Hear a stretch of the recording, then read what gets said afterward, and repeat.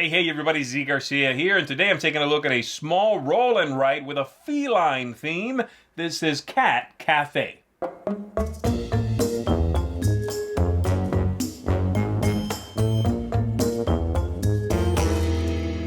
In this game, the players are going to be drafting dice from the center of the table and then using that die plus one that's going to be left in the middle of the table to pencil something into their player board.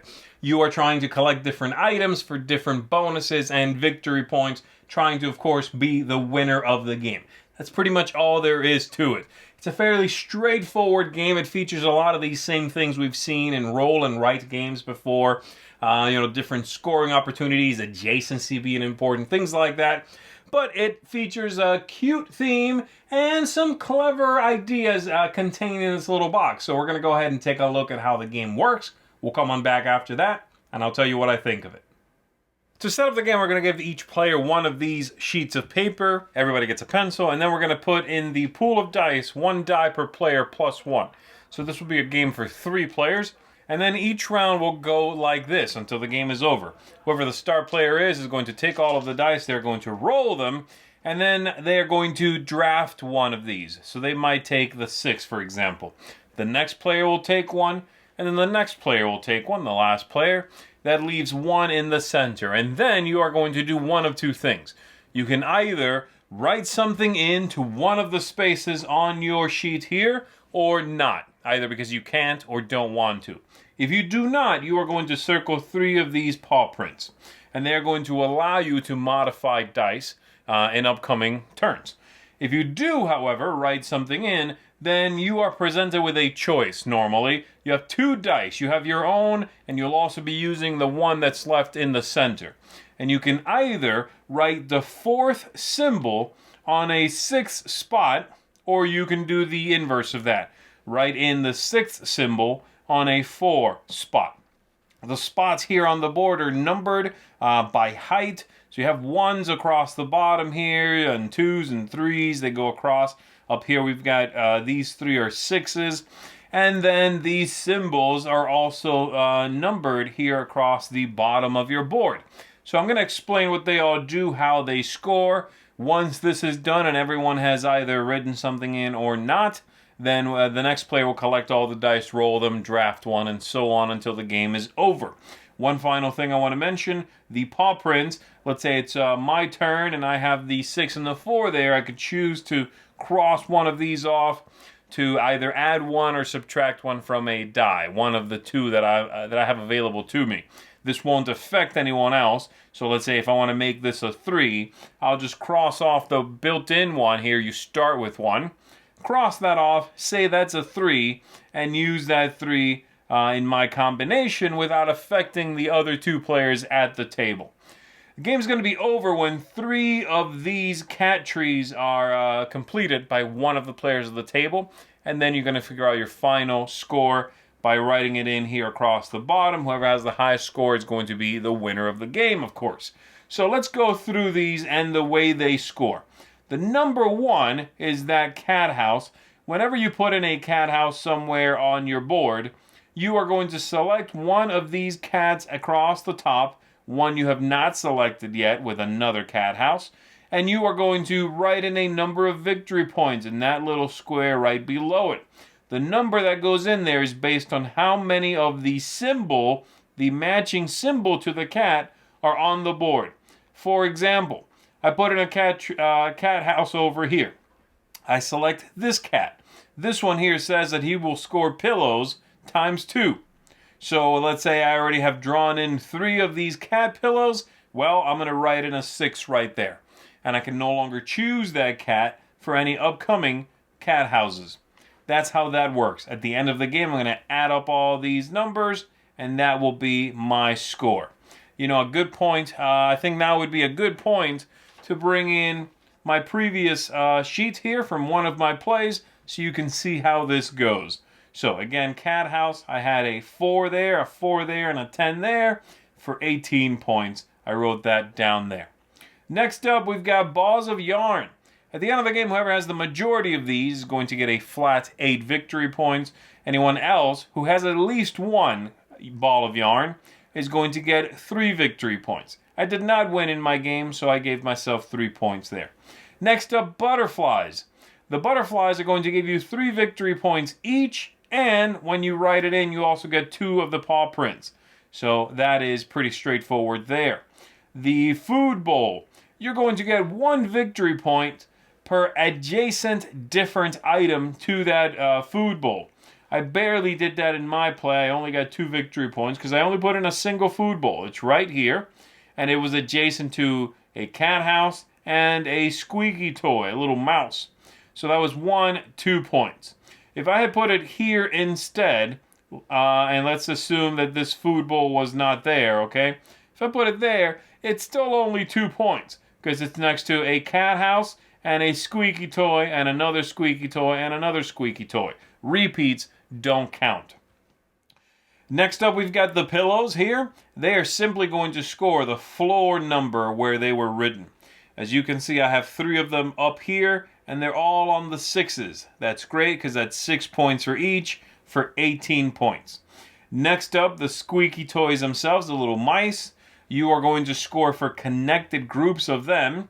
Either, if you have 1, 2, 3, or 4 connected, you'll get 2, 6, 12, or 20 points respectively. So I had a group here of 4 connected mice and a group here of 3 connected mice. So that gave me 32 points, quite a good score. Now you'll also see across the top of the pillars here, let's go back to our clean one, numbers. If you complete a column, you are going to get some victory points for having done so. You're going to get the bigger number if you have a cat house in there and you are the first person to complete that treat. So if you complete it, you are going to check if you have a cat house. If so, you circle the 9. Everyone else crosses off that 9. And and when those players, even if they complete it and there is a cat house, they still only get the 5 then, because the 9 has been crossed off. If I am the first person to have done it, and there is no house, I will just get the 5. I only get the higher number if there's a little house somewhere in that column, all right? And I did that on my own board right here in the center. I had the house down here, I completed it, and I was the first one to do so, so I got 7 points, and the other players crossed out that 7. And that's going to be scored right here at the end, and then you add all that up for your final score. So again, to reiterate the way you put these things down, when I did, let's say, this one here, I put in that mouse. It's on a 4 spot. I had to do that with this very combination. So the 6 thing, which is the squeaky toy, on a 4 spot. And if instead the roll had been, that, and I still wanted to put it there, then I could just cross off 2 of the paw prints, pretend that's a 4, and then put the 6th in the mouse on that spot. The opposite of that, of course, would be putting in the food bowl, which is the 4th item, on one of these 6 spots across the top. There you go. That's all there is to it. Once that's done, figure out who the winner is, and they are the best cat tree maker. I'm not sure what that's about, but that's the game. Very straightforward for the most part, with a couple little twists in it, but you should have a decent idea of how to play now. Let's go back up top, and let me tell you what I think of it. All right, that is Cat Cafe. Let's talk about this. So we're going to start with thematic ties. I like the theme here quite a bit, actually. I think I'm over roll and write games being themeless. There are a lot of those already. Colored dice.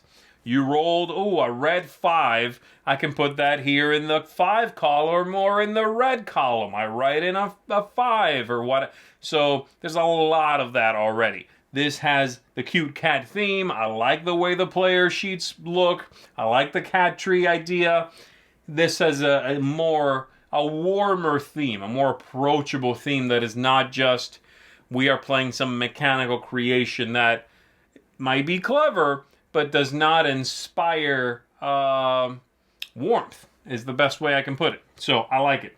The aesthetics. It has to get a thumbs down from me because, A, the pencils are pretty cheap. There's nothing to write home about with these. And the dice are even worse.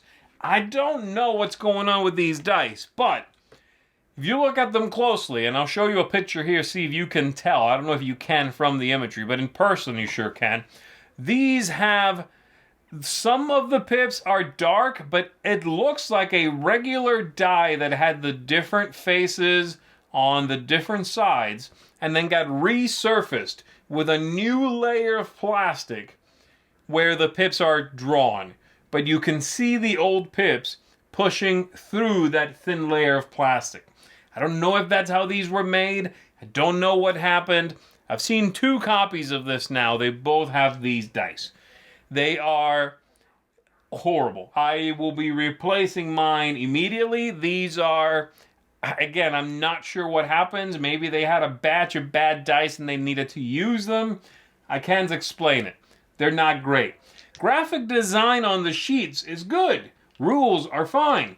But there are basically 2 components in this game, the dice and the pencils, and neither one is particularly good. Look, the pencils are all right, but these dice are really not great. So that's a big part of the package. So that's a problem for me. The replayability, there's a lot of different ways to score. So you're going to end up doing one thing or another. You might push for one thing or another.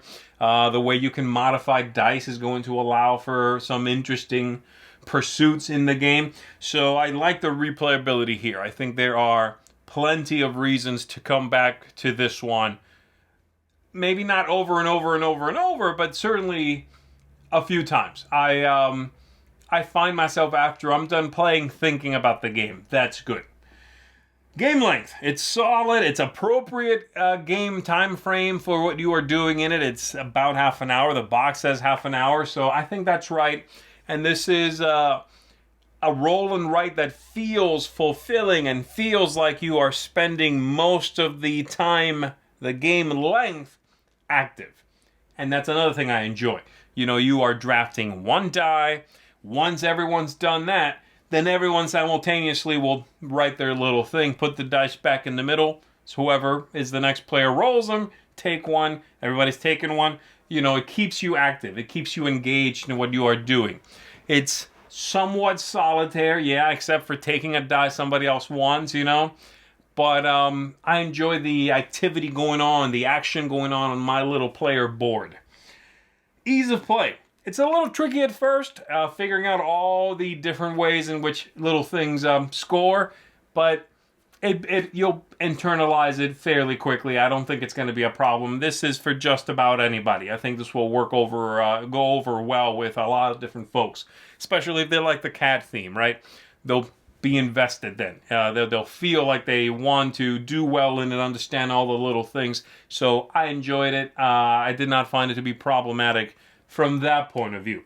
And then lastly, tactics and strategy and luck, things like that. The dice drafting helps the luck, but you know what really helps is those paw prints, the +1, -1 paw prints.